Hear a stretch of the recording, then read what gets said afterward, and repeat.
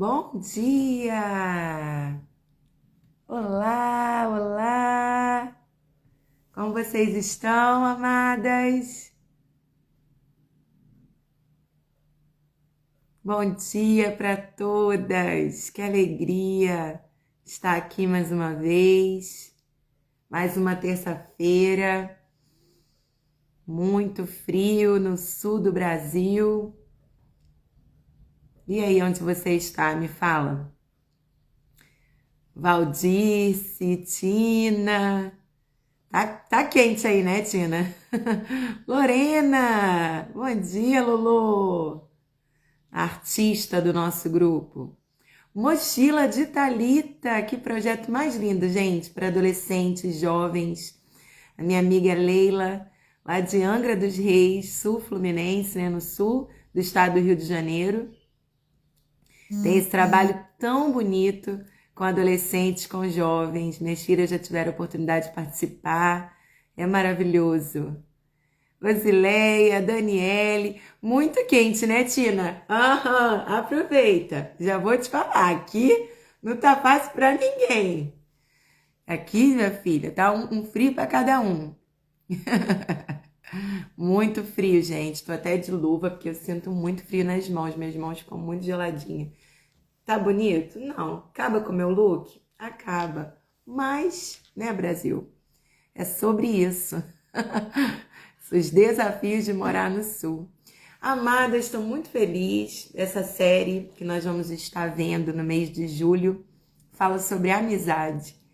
Todos nós precisamos de amigos, né? E a gente vai estar falando aqui sobre modelos de amizades bíblicos, bons, ruins, que nos motivam a seguir adiante. Eu vou sempre priorizar histórias de mulheres, porque há mulheres tão preciosas na Bíblia e nós precisamos conhecer a história delas e aprender com o que elas têm para nos ensinar, tá? Então, se você tem uma amiga do peito, uma amiga de estar junto, né? Uma Maria, uma Isabel, procura, manda esse link para ela. Amiga, vamos para a live para a gente melhorar a nossa amizade, para a gente ver no que podemos, né, nos aperfeiçoar. Manda esse link aí da live para os grupos de mulheres que você participa, de oração, da sua igreja, da sua família. Chama as mulheres para esse momento, tá, amadas? Eu levanto uma bandeira. Nós, mulheres, precisamos aprender a Bíblia. Nós precisamos estudar, porque o ambiente religioso, ele é muito opressor para a mulher. Muito opressor, né? E a mulher precisa ter conhecimento bíblico, senão você vai ser engolida por esse sistema. Então, estude a palavra, seja uma conhecedora, uma mulher que mergulha no conhecimento da palavra de Deus, para que você tenha esse espaço, tá? Infelizmente, a gente tem que se valer dessas coisas. Né? Que você nasceu mulher, já tem uma desvantagem muito grande aí.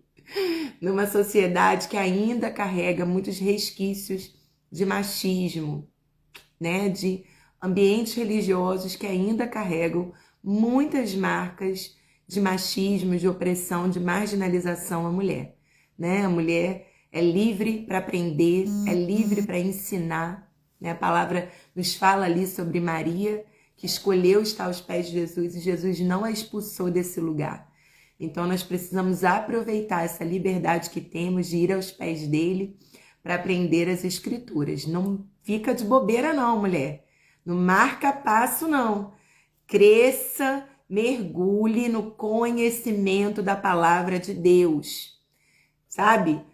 Fale Bíblia. Se tiver que debater alguma coisa, Bíblia. Se tiver que dar uma opinião, Bíblia. Sabe? Seja essa mulher conhecedora da palavra. Marque mesmo esse território como alguém que conhece a Bíblia. Diz, ó, não tô de brincadeira não. Eu tô mergulhando no conhecimento da palavra, me respeita, né? Eu sou uma mulher que tenho buscado conhecimento da palavra de Deus. Então eu sempre falo isso para as mulheres, não marquem passo na vida de vocês, sabe? Mergulhem no conhecimento da palavra, busquem intimidade com o Senhor, para que vocês não sejam engolidas por um sistema religioso que muitas vezes não dá à mulher a liberdade e a possibilidade de crescer. de crescer na fé, de crescer no serviço, de explorar áreas de serviço na igreja, né? Campos de atuação, porque o lugar da mulher na igreja não é só na salinha das crianças, não é só na cozinha. A mulher pode trabalhar em diversos setores e a gente precisa crescer no serviço, crescer na palavra, crescer no conhecimento de Deus. Amém? Então, vamos lá. Irmãs, nós estamos aqui para falar de amizade. Lá em Gênesis, nós temos a narrativa bíblica que conta sobre a criação do mundo. E para cada dia, cada coisa que Deus criou, ele termina com uma sentença muito motivadora, né? Aquele tipo de sentença que te motiva a levantar no outro dia e continuar o trabalho. Aquele feedback maravilhoso que te dá aquele gás, aquela energia, aquele ânimo, aquele vigor para você seguir a sua tarefa no dia seguinte. Quais são as sentenças, né? Qual foi a sentença que Deus repetiu por 5 vezes quando ele criou o mundo, quando ele criou a terra, o céu, o mar, os animais, a lua, as estrelas, né? Os luminares, as árvores, as plantas, a luz, as trevas. Qual foi a sentença? O que Deus disse ao final de cada dia? Amém, Tiago? Ó, tua esposa tá aí na live, mata a saudade. Hein? Qual foi a sentença? O que Deus disse depois de cada dia que ele criou? Ele criava algo e ele terminava aquele processo de criação com uma sentença. Qual sentença? Qual frase Deus liberava depois de criar cada coisa? Isso mesmo! É bom, é bom, é bom, é bom. Então a narrativa da criação tá cheia dessa declaração. É bom, é bom, é bom, é bom, é bom. Mas a gente chega numa negativa. A única vez que Deus usa uma frase negativa, uma sentença negativa nesse processo de criação. Ele disse, não é bom. O que Deus disse que não era bom? Hein? Para qual situação, para qual contexto Deus liberou essa sentença negativa? Não é bom. O que Deus chamou de não é bom? Exatamente! A solidão. Ele disse, não é bom. Não é bom a falta de companheirismo. Não é bom não ter alguém que te corresponda, que se encaixe perfeitamente em quem você é. Não é bom estar sozinho. Não é bom que o homem esteja só. E isso, irmãs, eu creio, irmãos, não é uma palavra apenas para Adão. É para a gente. Não é bom estarmos sós. O que a Bíblia diz lá em Eclesiastes? Melhor serem 2 do que 1. Por quê? Se um cair, quem vai ajudar? Quem vai ajudá-lo a se levantar? Mas quando 2 estão juntos, um cai, o outro levanta. Quando tá frio, um aquece o outro. Mas quem tá sozinho, quem vai aquecê-lo? Quem vai aquecê-lo? Se tem um trabalho para ser feito e você faz sozinho, é muito mais desgastante e demora mais tempo para alcançar um resultado satisfatório. Mas 2 trabalhando juntos é mais lucrativo. O trabalho é feito com menos desgaste e a produção é maior. O resultado é maior. Então a Bíblia diz, não é bom que o homem esteja só e é melhor serem 2 do que 1. Nós precisamos de pessoas. Eu já falei aqui, isso é um assunto, gente, muito trabalhado em um dos módulos do Ateliê da Satisfação 1. Né? Porque o Ateliê da Satisfação tem 1 e tem o 2. O 1 tem um módulo específico que fala sobre amizades.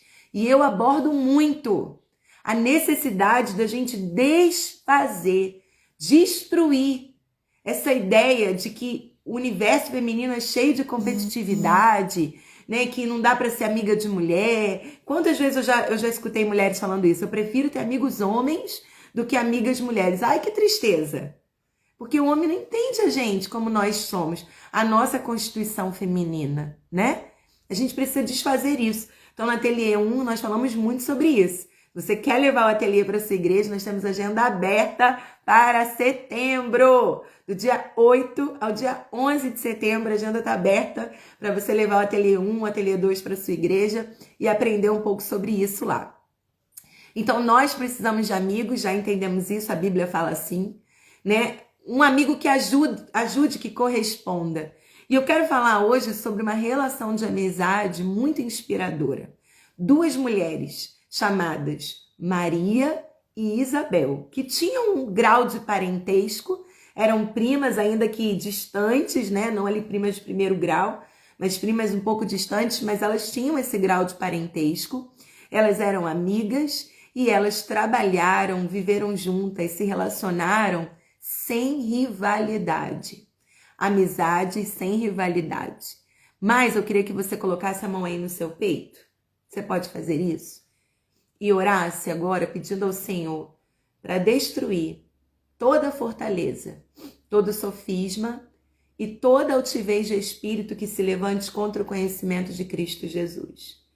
Porque nós reconhecemos que nessa área há muitos traumas, feridas, experiências ruins, e aí nós vamos criando esses muros de proteção e essa verdade, ela não invade mais o nosso peito, porque muros foram erguidos. E nós oramos nessa hora, Pai, para que todo muro caia por terra e a palavra penetre profundamente nos nossos corações e nos convença de que o que a Bíblia diz é certo. Ainda que as nossas experiências, ainda que coisas que nós tenhamos vivido em nossa vida nos apontem o contrário. Nós queremos nos agarrar nas verdades da palavra, em nome de Jesus. Amém. E nós vamos ler o texto que está lá em Lucas 1, do 39 ao 45. Lucas 1, do 39 ao 45. Se alguém puder escrever para mim aí nos comentários, eu agradeço muito, tá? Lucas 1, do 39 ao 45. Diz assim: alguns dias depois, Maria dirigiu-se apressadamente à região montanhosa da Judéia, à cidade onde Zacarias morava. Ela entrou na casa e saudou Isabel. Ao ouvir a saudação de Maria, o bebê de Isabel se agitou dentro dela e Isabel ficou cheia do Espírito Santo. Em alta voz, Isabel exclamou: você é abençoada entre as mulheres e é abençoada a criança em seu ventre, porque tenho a grande honra de receber a visita da mãe do meu Salvador? Quando ouviu a sua saudação, o bebê em meu ventre se agitou de alegria.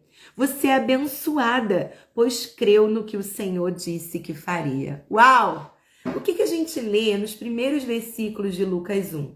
O anjo Gabriel aparece tanto para Maria quanto para Zacarias, que era o esposo de Isabel. Zacarias estava lá no turno de trabalho sacerdotal, ele como um sacerdote do templo, estava no seu turno ali, dias de trabalho no templo, e o anjo do Senhor, né, Gabriel, aparece a Zacarias anunciando que Isabel, sua esposa, ficaria grávida e que esse menino era um menino especial, que carregava um propósito especial. E aí, Isabel engravida. E logo depois, né, o anjo aparece a Maria, o mesmo anjo Gabriel, aparece a Maria e fala para Maria que ela engravidaria de uma maneira extraordinária, fora dos padrões comuns, e ela daria à luz o Salvador, né, o Emanuel, o Deus conosco, Deus como um de nós. E, gente, olha só que interessante.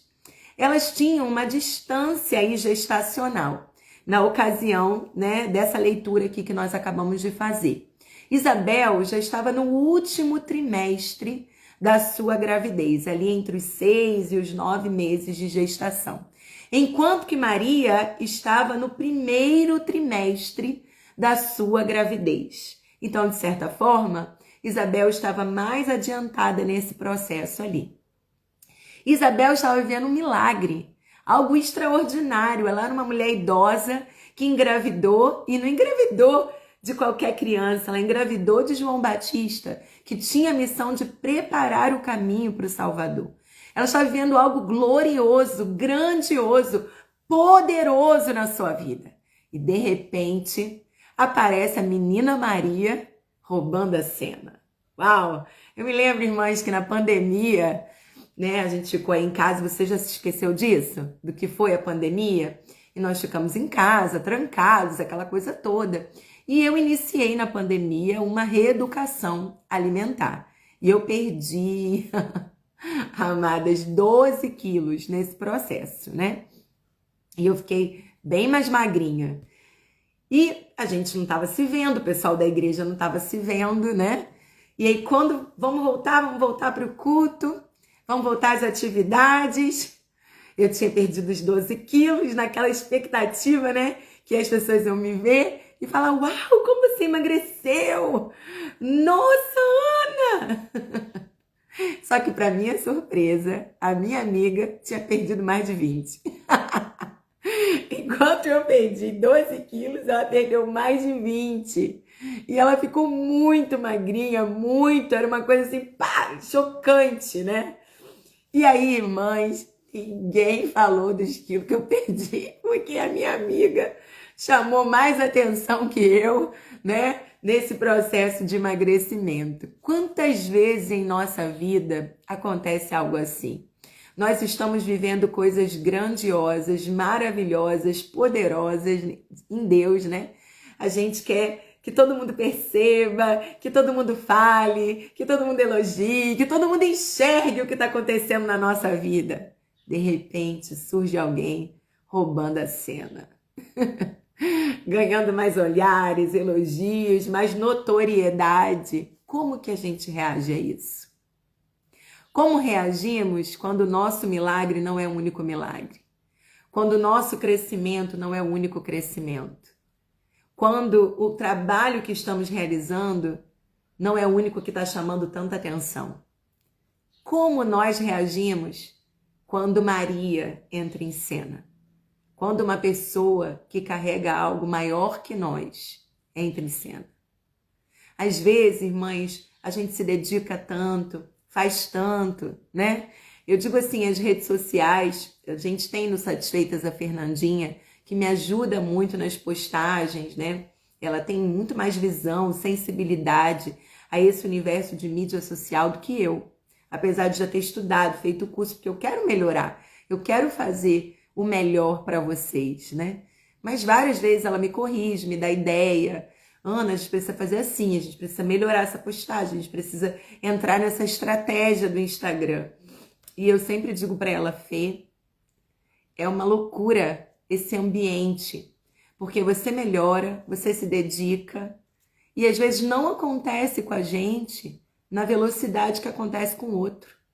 Você olha o perfil de uma outra pessoa e aquele perfil está crescendo, está tendo vários seguidores, várias pessoas interagindo, e você olha para toda essa dedicação e diz: meu Deus, o que eu estou fazendo de errado? Por que eu não estou tendo esse resultado? Eu estou dando exemplos aqui, irmãs, em diversos setores, né? Isso é uma das coisas que a gente já trabalha no Ateliê 2, tá? Que é a crise da prateleira. Quando você já se vê pronta, quando você está trabalhando, as coisas estão acontecendo, mas assim, a sua sensação é de que você está na prateleira, que sempre vem alguém, né, e sai da prateleira antes de você, e você fica ali, e nada acontece, e a coisa não anda. Como que nós reagimos a isso? A reação de Isabel foi de uma humildade, foi de uma sensibilidade, irmãs, admirável. Ela carregava um milagre de gerar um filho na idade que ela tinha. Era algo impossível para Isabel viver naquele período da sua vida. Além de estar grávida, ela estava gestando um homem do nível de João Batista, com a missão que João Batista recebeu. Ela sabia o que o anjo tinha dito para Zacarias, que o menino era especial, seria nazireu, teria um voto, uma vida diferenciada, uma alimentação diferenciada, um jeito de viver diferenciado, e pessoas assim realizariam grandes coisas. Mas de repente surge Maria, carregando uma barriguinha que nem aparecia tanto, bem no início da gestação. Enquanto que Isabel já estava lá com seu barrigão de final de gestação. E quando Maria surge, Isabel celebra. Isabel celebra. Olha o que ela diz. Eu sou abençoada, Maria. Eu sei que eu sou. Porque eu estou gerando nessas circunstâncias. Mas ela diz assim: você é a mais abençoada entre as mulheres. Será que nós estamos dispostas a levantar as pessoas acima de nós? Será que nós estamos dispostas a erguer as pessoas acima de nós? Dizer para elas: olha, eu sou abençoada, mas você é a mais abençoada entre as mulheres. Essa foi a atitude de Isabel. E ela diz: abençoada também essa criança no seu ventre. Não só você, mas aquilo que você carrega. Será que nós estamos dispostas a levantar, a erguer aquilo que as pessoas carregam? Será que nós estamos dispostas a pegar a luz, o holofote e jogar para aquela pessoa e para o que ela carrega? Ou nós queremos esse brilho em cima da gente, em cima da nossa barriga, em cima do bebê que nós estamos gestando? A atitude de Isabel é incrível. Imagina, qualquer pessoa nas circunstâncias de Isabel esperaria ser visitada, ser contemplada, ser admirada. Olha, Maria veio ver a idosa que engravidou. Maria veio ver, veio ouvir sobre essa tal história que o anjo apareceu a Zacarias, falou com ele no templo, a profecia acerca do bebê. Maria veio saber mais sobre isso. Como é que foi isso, Isabel? O anjo apareceu mesmo a Zacarias? O que ele disse sobre o seu bebê? Mas o cenário muda quando Isabel olha Maria. Então, aquela mulher que veio visitar passa a ser a pessoa a receber a visita.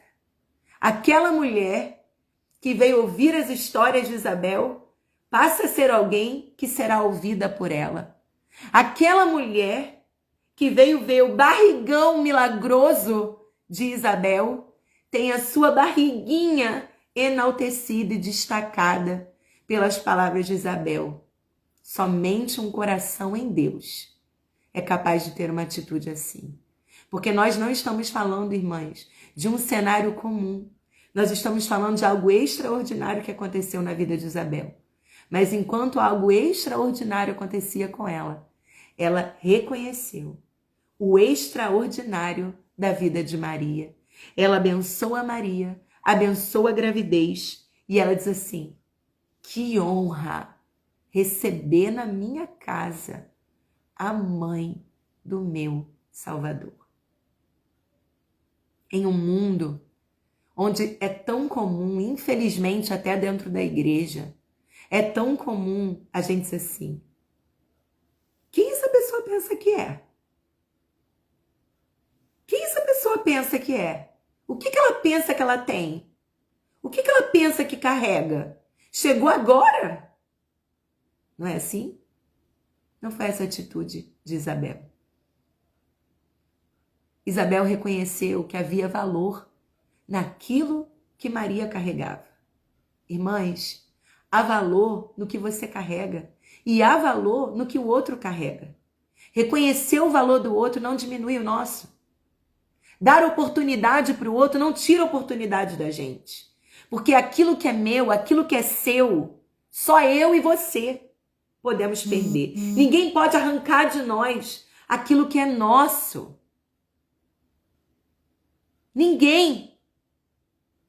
Ninguém pode arrancar de você aquilo que é seu.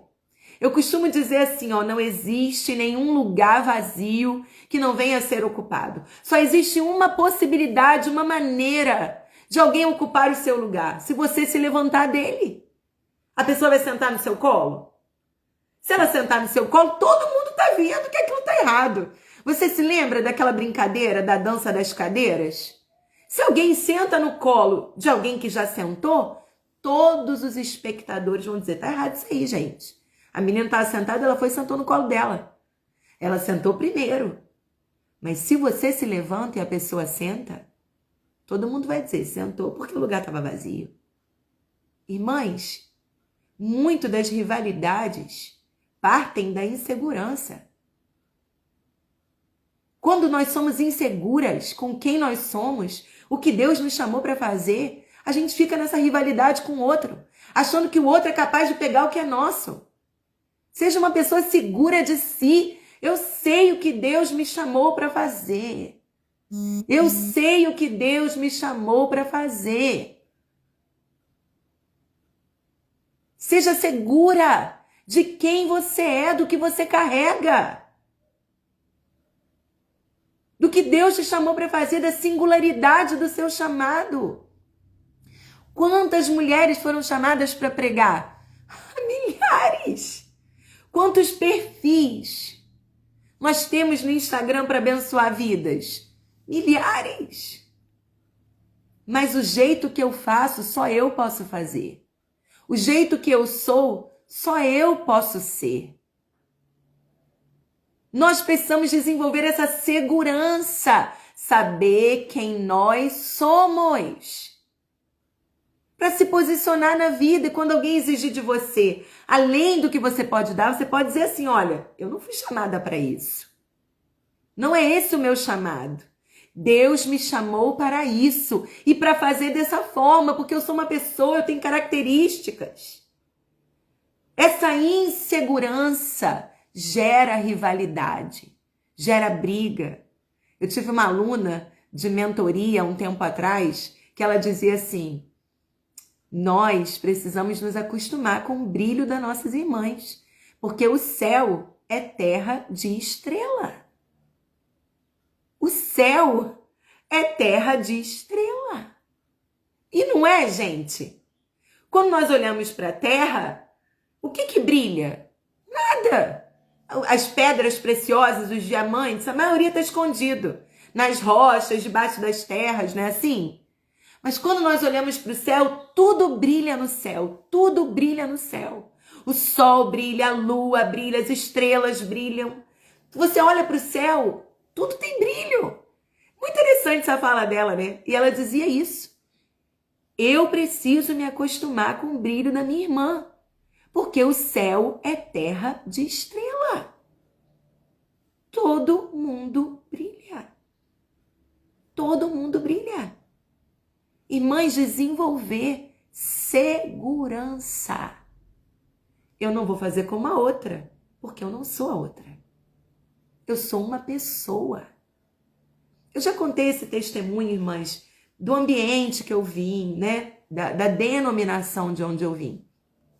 Quando eu comecei a pregar, eu tinha um estereótipo muito diferente da maioria das pregadoras que eu via pregando no meio de onde eu vim.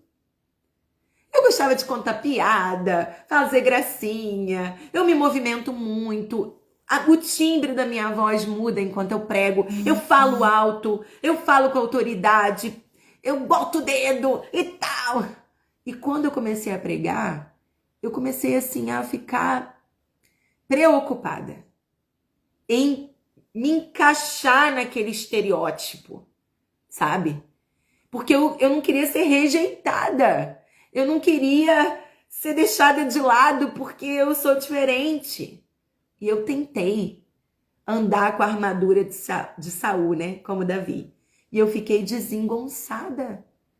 Porque eu não cabia naquele formato. de seriedade, de compostura, de firmeza, de nivelamento vocal, mantendo aquele tom de voz até o fim. É lindo, são elegantes. Eu não sou assim. Eu não sou assim. Eu tenho uma maneira de fluir. E eu me lembro, irmãs, de uma vez que eu fui pregar e pouco antes de eu subir no altar, uma pessoa veio no meu ouvido, orou, me abençoou e me tolhiu. Ah, você vai lá, sobe, faz, mas não faça tal coisa. E eu fiquei travada naquilo, porque eu pensei, será que isso incomoda outras pessoas também? Será que tá todo mundo pensando o que ela tá pensando? E eu subi no altar e tentei ali, irmãs, ficar naquela, sabe? Eu não posso fazer isso. Eu não posso fazer uma gracinha. Eu não posso falar eu tenho que ficar séria, porque eu vou falar um assunto muito sério. Então eu tenho que ficar séria. E eu pregando e a minha mente, olha, que loucura. E naquele momento a voz do Espírito me disse: se eu quisesse alguém séria, eu teria chamado essa pessoa. Mas eu chamei você, sabendo quem você é, com todas as suas gracinhas, com todas as suas brincadeiras, e eu vou usar tudo isso para minha glória.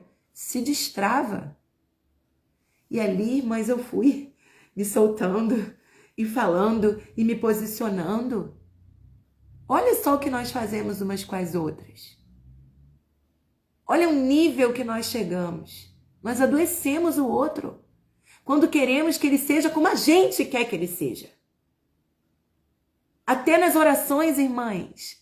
Às vezes nós vamos orar, não é para que Deus faça a obra dele na vida da pessoa. A gente vai pedir para Deus fazer a pessoa do jeito que a gente quer que ela seja. Que loucura! Senhor, faz o meu marido mais seguro, faz o meu marido mais firme, faz o meu marido tal. E às vezes aquilo não tem nada a ver com o perfil daquele homem. Eu estou orando, pedindo para Deus transformar uma pessoa naquilo que eu quero que ela seja. E não em quem Deus o criou para ser. Quando a gente deveria orar, Senhor, faz o meu esposo, faz as minhas filhas corresponderem àquilo que o Senhor falou sobre eles lá no ventre da mãe. Porque a Bíblia diz no Salmo 139 que o Senhor olhou para ele, para o meu esposo, para minhas filhas, no ventre. E o Senhor escreveu no seu livro todos os dias. Faz eles corresponderem a essa escrita, a essa expectativa do céu. Amadas, muitas vezes nós somos tão inseguras, porque quando você cobra que o outro seja o que você quer que ele seja, é porque você ainda não entendeu quem você é. Quando nós temos dificuldades de lidar com a identidade do outro, é porque, na verdade, a nossa identidade não está construída. Porque se você passou por um processo de construção e aceitação da sua identidade, você saberá respeitar o processo do outro. Quando você vivenciou essas crises que eu relatei aqui, crises de identidade, né, toda essa coisa de querer se enquadrar num perfil, e você ouviu o Espírito Santo falar para você como eu ouvi ele falar para mim, eu te fiz assim, eu quero te usar assim, esse é o seu jeito, é sua maneira de fluir em mim, está tudo bem, pode ir. Se você passou por esse processo de reconstrução da sua identidade, você sabe respeitar a identidade do outro. Mas se nós cobramos que o outro seja como a gente quer, se a gente não aceita as pessoas como elas são, se a gente não respeita a individualidade do outro, isso não diz respeito ao outro, irmãs. Isso diz respeito a um lugar dentro de nós que não está construído, que não está firmado em Deus. É sobre a nossa identidade que estamos revelando. Uma mulher curada na sua identidade respeita o processo da outra. Respeita a identidade da outra. Isabel era tão segura do que ela estava vivendo. Ela sabia que reconhecer o milagre de Maria não diminuía o milagre dela. Reconhecer que o anjo falou com Maria não diminuía o fato de que o anjo havia falado com o esposo dela. Reconhecer que Maria carregava algo grandioso na sua barriga não diminuía a grandiosidade do que ela estava gerando. Porque não existe no reino de Deus a visão de ser grande. Não tem a ver com as proporções que se alcançam. Ser grande no reino de Deus é cumprir o seu propósito na totalidade, na complexidade que o Senhor te mandou cumprir. Conta-se a história de um homem, né, que pregou o evangelho para um grande evangelista. Ganhou aquele homem para Jesus, né? Eu não vou me recordar o nome dele, mas aquele senhor pregou para aquele homem se converteu e ele se tornou um grande evangelista. E ele ia pelo mundo fazendo cruzadas e ganhou muitas pessoas para Jesus. E numa dessas cruzadas, um outro homem se converteu. E esse terceiro homem que se converteu começou a pregar o evangelho também. E um dia, esse homem que se converteu na cruzada evangelística conheceu esse senhor que pregou a palavra para o evangelista da cruzada. Deu para entender? Não se perdeu aí, não? E eles começaram a conversar. E aí ele falou, quantos anos o senhor tem de evangelho? Mais de 30 anos. Eu tenho poucos anos, 5 anos que eu me converti. E eu já ganhei 500 pessoas para Jesus. Eu imagino que o Senhor, em 30 anos aí, caminhando com Cristo, já tenha ganhado, sei lá, mais de 1.000 pessoas para Cristo. Quantas pessoas o Senhor ganhou para Cristo? Ele disse uma. Uma? E quem foi essa pessoa? E aí ele fala o nome lá daquele grande evangelista. Aquele homem ganhou uma pessoa que ganhou milhares. Ele discipulou, esse era o propósito dele. E ele cumpriu o propósito. E aos olhos de Deus, irmãs, era tão grandioso quanto aquele homem que tinha ganhado milhares de pessoas. Porque não é sobre quantidade ou expansão do teu trabalho. É sobre cumprir o seu propósito. Cumprir o seu propósito. Eu nunca posso me esquecer disso. Qual é o meu propósito? Pode ser que o meu propósito seja ganhar uma mulher igual Noemi. Qual o propósito dessa mulher, gente? Ganhar Ruth, discipular Ruth, preparar Ruth. Você conhece Noemi pela influência na vida de Ruth. E quem foi Ruth? Tem um livro na Bíblia falando dessa mulher. Ela cumpriu o propósito. Isso que Isabel reconheceu. Eu tenho um propósito para cumprir. Enquanto, irmãs, eu fico me incomodando, me chateando, rivalizando com a outra, eu não coloco os meus olhos no meu propósito. Quando eu fico preocupada com o que vários perfis no Instagram estão fazendo, eu não foco no que Deus está mandando eu fazer. O que Deus está me mandando fazer? É isso que eu tenho que fazer. Porque vai chegar um dia, irmãs, que nós não teremos que dar conta do talento do outro, não. A gente vai ter que dar conta daquilo que o Senhor colocou na nossa mão. E Ele vai nos perguntar, o que você fez com o talento que eu te dei? Aí não tive tempo de multiplicar, porque eu fiquei incomodada com o talento da outra.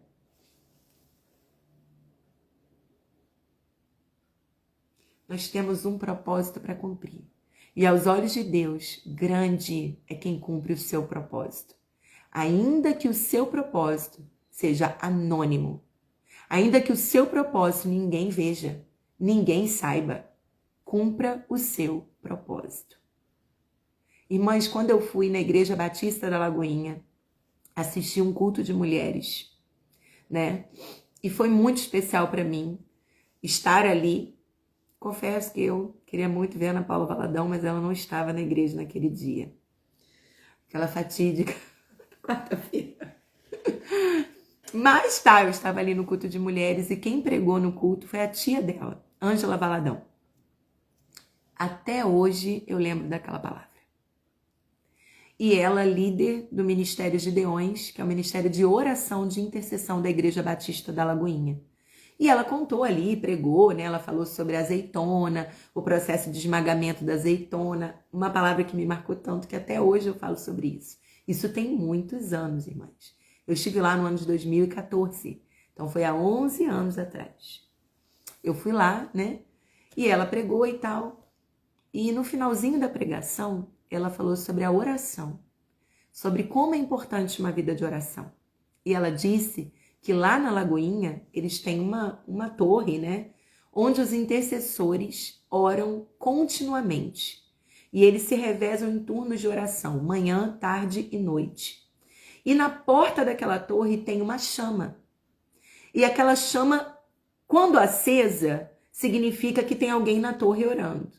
Se a chama estiver apagada, significa que alguém faltou o turno, que não tem ninguém ali orando, entendeu?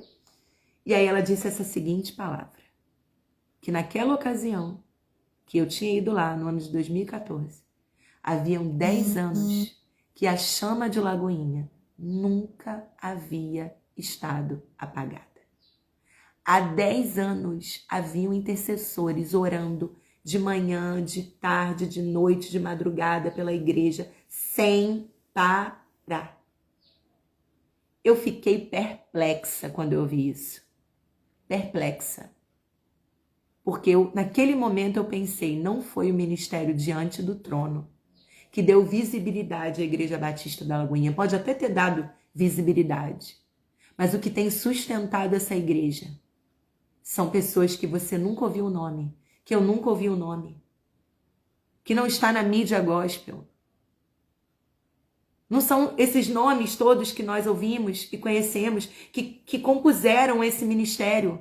Sabe? Helena Tanuri, Ana Paula Valadão, André Valadão, Mariana Valadão, Nívia Soares e todas aquelas pessoas que cantaram, que nós vimos, que criaram um impacto mesmo no Brasil. Mas há guerreiros e guerreiras de oração que você não sabe o nome, que você cruzou com eles e nunca pediu autógrafo, nunca pediu para tirar foto, nunca foi no culto na expectativa de ver esse homem e essa mulher. Como eu estava ali, na expectativa de ver a Ana Paula Valadão. Homens e mulheres de oração, fazendo um trabalho nos bastidores, que tem um peso enorme. Sabe? Cumprindo o seu propósito de manter a chama acesa sem nunca se apagar.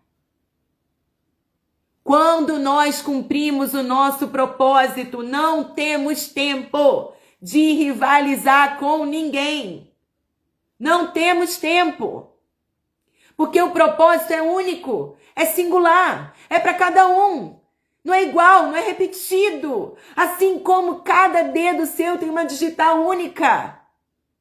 A sua digital, que não se repete. Da mesma forma, são propósitos, podem ser parecidos, mas eles não se repetem. Eles são únicos, singulares, feitos para você. Como nós lemos em Neemias, aprendemos em Neemias. Vem aqui, desce aqui para debater esse assunto. Cara, eu não tenho tempo para descer e ficar discutindo com você esse tipo de coisa. Sabe por quê? Porque eu estou envolvido no meu propósito. Eu preciso acabar a obra desse muro. Eu não tenho tempo para isso. Discutem vocês, guerreiem vocês. Eu estou focado no meu trabalho. Quando nós estamos focados no nosso propósito, nós não temos tempo de rivalizar com ninguém. Isabel não boicotou Maria, assim como Maria não boicotou Isabel. Elas conviveram juntas na mesma casa durante alguns meses. Aprenderam uma com a outra, fortaleceram a fé uma da outra, ajudaram uma outra, animaram uma outra e depois se separaram para viver os propósitos diferentes. Criar João, criar Jesus, para que João atendesse o propósito dele, para que Jesus atendesse o propósito dele. São coisas saudáveis, maduras, que precisam acontecer dentro do ambiente. E dentro da igreja, irmãs, a gente perceber, Deus está usando essa pessoa agora, alguma coisa eu vou aprender com ela. Daqui a pouco, Deus já usando outra, e assim é a dinâmica do reino. Assim é a dinâmica do reino. Preste atenção no tempo que talvez você está perdendo na sua vida, se preocupando com aquilo que não te diz respeito. Que não é sobre você, é sobre o outro. E interessante também a maturidade dessas duas mulheres de compreenderem que não era sobre elas, nem tampouco o bebê que elas carregavam, mas era sobre um propósito de salvação. Você imagina se naquele momento elas tivessem rompido uma com a outra? Como seria o ministério de Jesus e de João Batista? Quantos ambientes estão pagando um preço tão alto? Porque pessoas com um potencial tão grande, ao invés de usar esse potencial para cumprir o propósito, usa a força, a energia que tem para ficar degladiando um com o outro, para ficar provando que é melhor que o outro, que é tão capaz quanto o outro, que é tão hábil quanto o outro, que é tão necessário quanto o outro. Uma energia usada para coisa nenhuma. Para coisa nenhuma. Eu quero citar uma frase aqui de Lisa Biver, do livro Sem Rivais, que diz assim: em vez de competir pelo que nunca foi destinado a você, gaste as suas energias para descobrir o que é verdadeiramente seu. Ao invés de ficar olhando para o outro, degladiando com o outro, rivalizando com o outro, gaste a sua energia para descobrir o que é verdadeiramente seu. Porque o que é seu, é seu. O que é para você, é para você. E enquanto, irmãs, enquanto nós tentamos ser todo mundo, não tem ninguém sendo a gente. Enquanto tentamos fazer o que todo mundo está fazendo, não tem ninguém fazendo o que Deus nos chamou para fazer. Pense nisso. Pense nisso. Dedique sua vida e sua energia a ser quem Deus te chamou para ser e a fazer o que Deus te chamou para fazer. Porque é somente sobre isso que eu e você vamos dar conta diante do Senhor. Amém? Amém?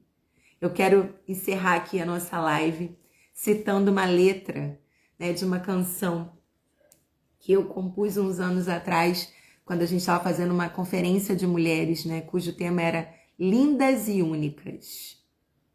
E aí eu estava em casa meditando, esse poema veio e eu escrevi. E ela diz assim: comparações, rivalidades tentam nos enganar. Não há rivais. Essa é a verdade que eu decidi abraçar. Ninguém precisa ser igual. Ser diferente é normal. Deus nos fez assim, tão únicas. Eu decidi... Como é que é? Não quero mais me maltratar. Eu decidi me respeitar e a minha identidade restaurar. Linda e única. Linda e única. Eu sou especial para Deus. Linda e única. Linda e única. O meu valor foi o meu Pai quem deu. Então, abrace a sua singularidade e respeite a singularidade do outro.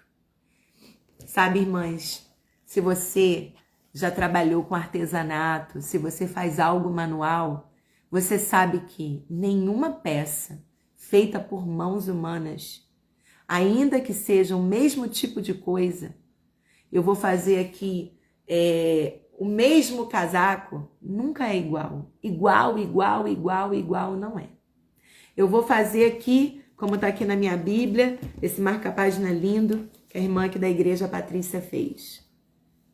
Ela fez pra gente aproximadamente 50 marca-páginas assim de flor. Igual, não é. Às vezes um pontinho fica mais apertado, o outro fica mais frouxo. Não fica igual, porque o que é feito pelas mãos humanas é singular. E a Bíblia diz que o Senhor nos fez. Nunca é igual. Nunca é igual. Umas tem um pontinho mais apertado, outro pontinho mais frouxo. Pode ser que a contagem aqui, ó, das correntinhas não dê igual, ou se estica mais do que a outra, a florzinha, a folha, fique mais aberta, a outra mais fechada. Tudo que é feito por mãos nunca é exatamente igual. E nós fomos feitos pelas mãos do Senhor.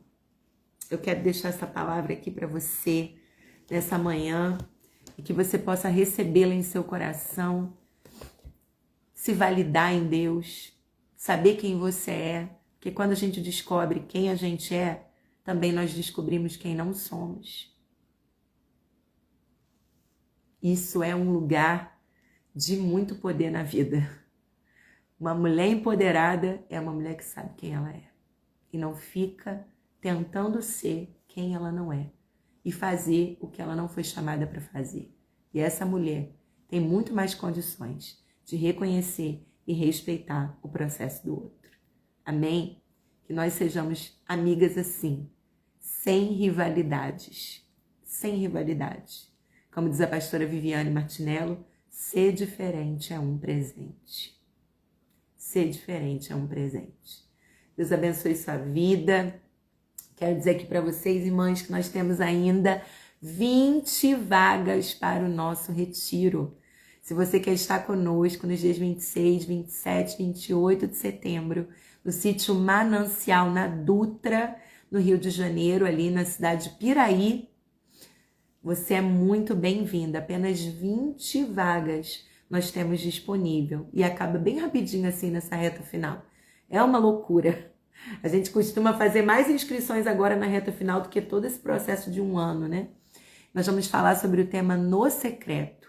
Mulheres buscando o coração de Deus. Então você é convidado ali para estar conosco, desvendando o coração do Senhor. E está tudo sendo preparado com muito carinho, para que você saia desse ambiente mais íntima de Deus, certo? E também, irmãs, anunciar que quinta-feira, às 9 da manhã, nós temos a live Mães que Oram, com a Neide Cassiano.